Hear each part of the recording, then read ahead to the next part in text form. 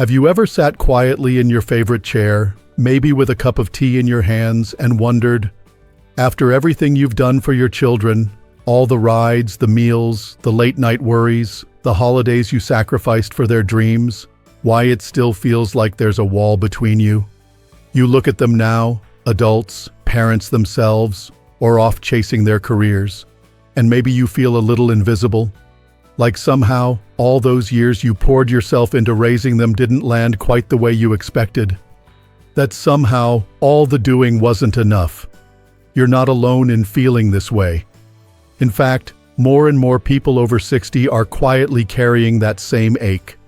It's not resentment. It's not bitterness. It's more like confusion, disappointment, even sadness. You worked so hard to give them everything, and yet today, you might barely hear from them. A short text now and then. A call on Mother's Day or Father's Day. But the warmth, the closeness, the mutual respect you thought would naturally grow from all that effort isn't really there. It's a tough truth to face, but let's put it out in the open. Your kids don't necessarily care what you do for them. Not anymore. Because at this stage in life, it's not about effort. It's about connection. And connection, real, meaningful connection, doesn't come from giving them more things. It comes from giving them what they truly want underneath it all. And that's what we're going to talk about today. Now, I want to say something gently but clearly. None of this means you did anything wrong. You loved them in the best way you knew how. You gave what you had, and you gave it fully. But just like times have changed, so have relationships, especially between generations. And if we're not careful, we can get stuck trying to offer love in ways that no longer translate, like mailing letters to someone who only checks their phone. What your adult children want, what they're really looking for, often has very little to do with your effort or your sacrifices. It has to do with presence, respect, space, and yes, even boundaries. It might sound strange, but the first thing they want from you is something many parents overlook. They want you to stop trying to fix everything. Now, that might sting a little. I know you mean well. After all, you've spent decades solving problems. When they scraped their knee, you cleaned it. When they broke up with someone, you sat with them. When they didn't have enough money to move out, you helped. You became a helper by instinct. It's what good parents do. But here's the catch. When they become adults, that same instinct can feel like interference. Adult children, whether they're 25 or 45, want to be seen as capable. They want to feel trusted. And even though you may only be offering help, advice, or reminders because you care, they may hear it as, "You still don't think I can handle life on my own." It's a weird paradox. You keep offering because you love them. But sometimes the more you offer, the more they pull away, because they're trying to prove they no longer need your lifeboat. This doesn't mean you have to stand back and watch them sink if they're clearly in trouble. But it does mean choosing your moments. Let them ask. Let them come to you. If you're always stepping in with solutions before they even ask the question, they may start keeping those questions to themselves. Not out of anger, but out of a quiet need to reclaim their independence. Sometimes the most loving thing you can do is let them struggle a little. Let them fail a little. Let them figure it out, even if you already know the answer. Because when you step back, you're not being cold, you're being respectful. And that brings us to something else they're craving, maybe more than anything, to be respected for who they are now. It's easy to forget just how deeply your perception of them shapes how they see themselves. If you still talk to your daughter like she's 16, she might feel like she's never fully grown in your eyes, even if she's raising kids of her own. If you still remind your son to wear a jacket or not to spend too much money, he might hear, "You're still the same reckless boy I had to keep in line." You may not mean it that way. But when your words lean too far into parenting mode, even from a loving place, they can start to sound like doubts. And doubts build walls. What adult children want, quietly, sometimes even subconsciously, is to feel like you truly see them. Not the child they were, not the mistakes they made, not the career you wish they'd chosen, but the person standing in front of you now, with all their flaws and all their growth. They want to be accepted not just as your child, but as their own person. This might mean biting your tongue more often than you'd like. It might mean not saying anything about their parenting choices, or the way they handle their money, or even how often they call you. I know that's not easy. You have wisdom, life experience, perspective, and you've earned the right to share it. But the timing matters. The delivery matters. And often, the best way to show you respect their adulthood is to simply let them be adults. They'll come to you when they're ready. And when they do, you'll be the calm, non-judging voice they know they can trust. Because you've shown them you see them as equals, not as unfinished projects. Let's not forget, many of us grew up in a generation where respect for elders was expected, demanded even. You didn't talk back. You didn't question. But the world your kids grew up in is different. Their understanding of respect is more mutual, more subtle. They want respect, and they want to give it, but they need to feel like it's earned both ways. It's not about authority anymore. It's about relationship. And relationship is built on presence. Not on gifts, not on guilt trips, not on how many times you've helped them move or babysat the grandkids. Just being there, emotionally, quietly, without expectations, sometimes means more than all the doing in the world. So if you've been wondering why all your effort seems to go unnoticed, why they don't thank you as much as they used to, why they seem distant no matter how much you try to help, maybe the answer isn't to do more. Maybe the answer is to be more present, open, and willing to let go of the old parenting patterns that no longer serve you or them. Because when you stop trying to prove your love through effort and start simply offering your presence with peace and respect, something shifts. They feel it. They soften. They lean in. Not because they need help, but because they feel safe enough to connect. And isn't that what you've been wanting all along? Now here's something else they won't always say out loud, but they feel it deeply. They want you to be okay without them. That might sound backwards. After all, didn't you raise them to be caring, connected, compassionate people? Don't they want to feel needed, to be part of your life, to know they matter to you? Of course they do. But there's a difference between being loved and being leaned on too heavily. And many adult children quietly carry a guilt they don't know what to do with. Guilt that they don't visit enough. Guilt that they haven't called. Guilt that you seem lonely, or sad, or disappointed, even if you never say it. And when they feel that guilt, they start to pull back even more. Not because they don't care, but because it's heavy. Because they don't want to feel like they're the only thing holding you up. What they truly want, whether they're 30 or 50, is to see you living, thriving, laughing, exploring new things, making friends, having a life that doesn't revolve around them, that doesn't pause and wait every time they get too busy to reach out. It's not that they want to be cut out. It's that they want to know you're strong enough to stand on your own, even if they're not always nearby. They want to feel like visiting you or calling you is a joy, not a duty. They want to feel like they're adding to your happiness, not preventing your sadness. And the only way to create that space is to show them that your life is rich with meaning, even if they're not calling every week or dropping by for dinner. That might mean finding new routines that belong to you and you alone. Maybe it's that morning walk with a neighbor. Maybe it's volunteering once a week at the library, or finally learning to paint. It doesn't have to be big or flashy. It just has to be yours. Something that fills you up. Something that reminds you, and them, that you're still growing, still discovering, still full of life.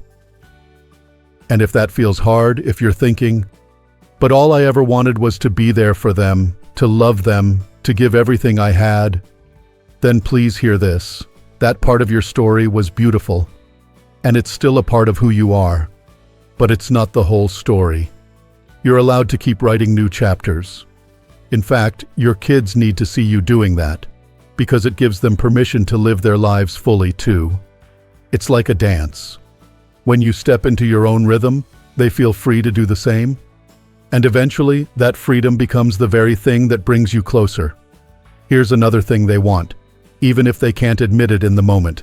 They want honesty without guilt. Let's be real. Every relationship has friction. Moments of disappointment. Words that sting. Times when things felt out of balance. And maybe over the years, there have been things you didn't say, or things you did say that you wish you hadn't. That's human. But at this stage in life, holding on to quiet resentments or swallowing your feelings just to keep the peace doesn't help anyone. What your kids want, whether they know it or not, is to hear you speak your truth in a way that invites connection, not conflict. That doesn't mean dumping a lifetime of frustrations onto the table. It doesn't mean rehashing old arguments or expecting them to apologize for every hurt. It simply means creating a space where you can both be real.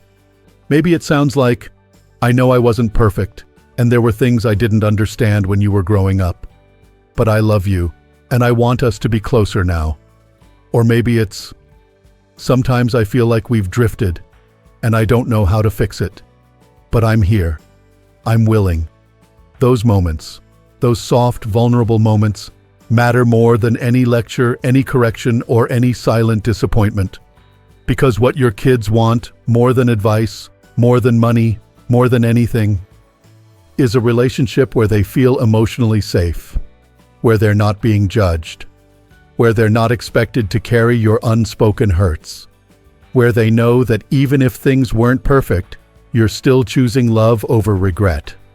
You'd be amazed how healing it can be to simply say, I miss you, or I'm proud of who you've become, even if you don't agree with all their choices, even if you sometimes wish they were different. When you lead with honesty instead of obligation, something opens up. And maybe you're thinking, but what if they don't say it back? That's okay. Relationships take time. Sometimes they take longer to repair than we'd like. But what you can control is your side of the bridge. You can show up with openness, not guilt. With truth, not control. And you'll be surprised how often people meet you halfway, even if they take a little while to get there. There's a kind of power that comes with growing older that doesn't get talked about enough. It's the power to let go. To choose what you carry and what you no longer need. To release old expectations that don't serve you and replace them with something far more liberating: presence, peace, clarity. This stage of life isn't about proving anything. It's about being fully, honestly, unapologetically you. And that's what your kids want most of all. Not a perfect parent, not a helper, not a fixer, just you, your real presence, your quiet wisdom, your warm voice on the other end of the line, not asking for anything, just saying hi. Sometimes the strongest love is the simplest kind, the kind that listens more than it speaks, the kind that gives without needing anything back, the kind that lets people grow, even if it means they grow a little away from you, and then, hopefully, back toward you again. You may not realize it, but you're still teaching them, not by doing more, but by showing them how to age with grace, how to love without strings, how to show up with calm and compassion even when life gets messy. That's a legacy far more powerful than anything you could buy or give. And the beautiful thing is, it's never too late to start. There's one more thing they want, and you might not expect it. They want you to stop chasing their attention. That doesn't mean they don't love you. It doesn't mean they don't want you in their lives. It simply means this: they want the relationship to feel mutual, not managed. They want to come to you out of love, not pressure. Think back for a moment. Have you ever reached out to your child, maybe with a text, a call, or even a small gift, and then found yourself feeling a little hurt when they didn't respond the way you hoped? Maybe they took too long to reply. Maybe they didn't mention the gift. Maybe they canceled plans or seemed distant. It's okay to admit that it stung. You're human. We all long to feel seen and appreciated, especially by the people we poured so much of ourselves into. But the tricky thing is, when we start chasing that attention, when we begin reaching and reaching in the hopes of getting a reaction, we can unknowingly push them further away. Because attention that's chased never feels as good as attention that's given freely. What they really want is space, not distance, not rejection, just emotional breathing room.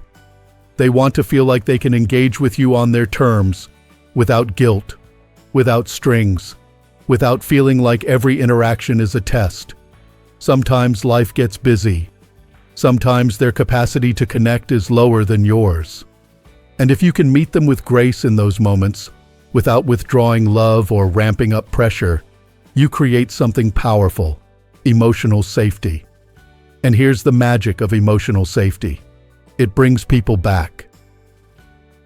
When your kids know they can show up without being scolded for being late, when they know they're not going to hear, "I guess you're too busy for me now," they feel more free to return.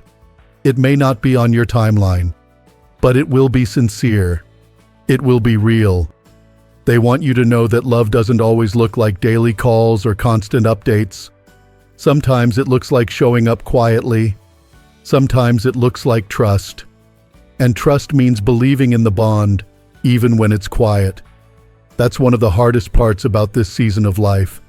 The silence, the shift, the change in roles. You were once the center of their world, and now you're part of the orbit.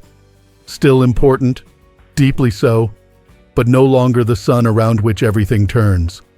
That change can feel like loss, but it's not the end. It's simply a new kind of beginning. A slower, quieter, but no less meaningful rhythm. And that rhythm becomes so much more beautiful when it's not clouded by expectation. When you can offer your love freely, without waiting for proof that it's being returned. That's when you move from chasing connection to simply living in it. It's like a garden.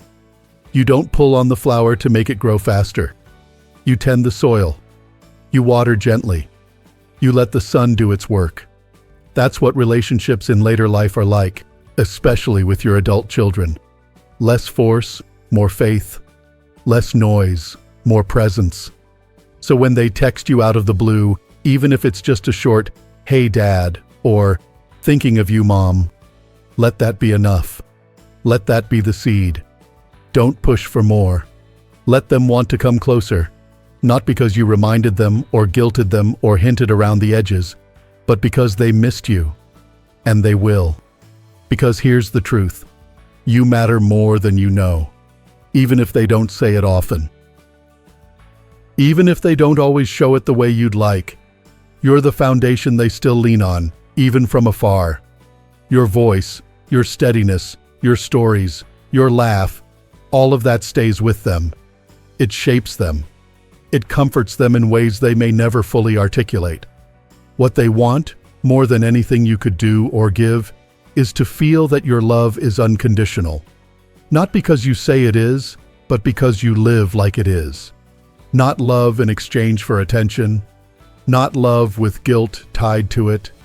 Just love, given freely, held lightly, offered with an open hand, not a closed fist.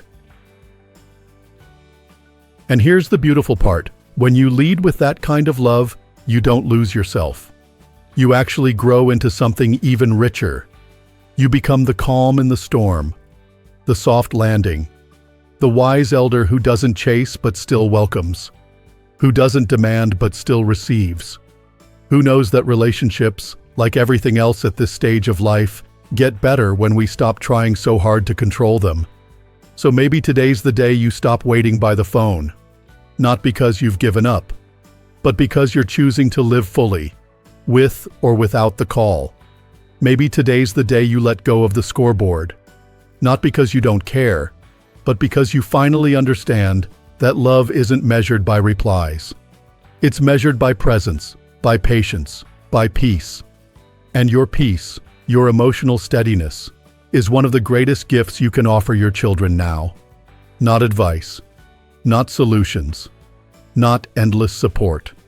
Just the quiet, grounded presence of a parent who knows they've done their job and now trusts the process.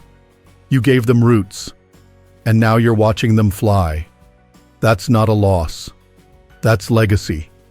And if they come back to sit beside you, whether it's for a short visit, a longer conversation, or a simple hug in the hallway, it'll be because they want to be there, not because they feel obligated. That kind of connection can't be bought.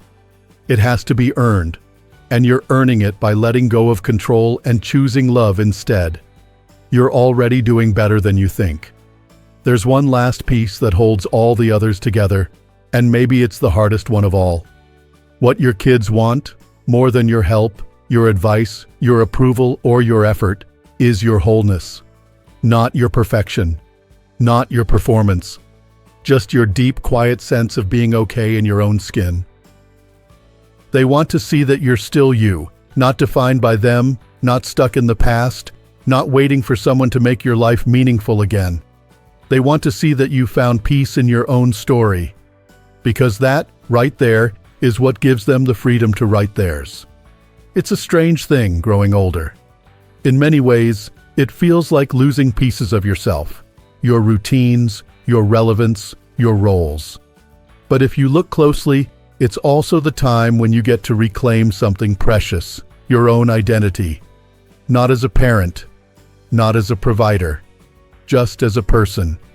A human being who's lived, who's learned, who's still learning. That's who they want to know now. When you're centered, emotionally steady, spiritually rooted, clear in who you are, you become a source of strength, not strain. You become someone they want to sit beside, not someone they feel they have to cheer up. That doesn't mean pretending you have it all together. It just means being honest with yourself about where your joy comes from. Maybe you've spent years giving, and now you're learning how to receive.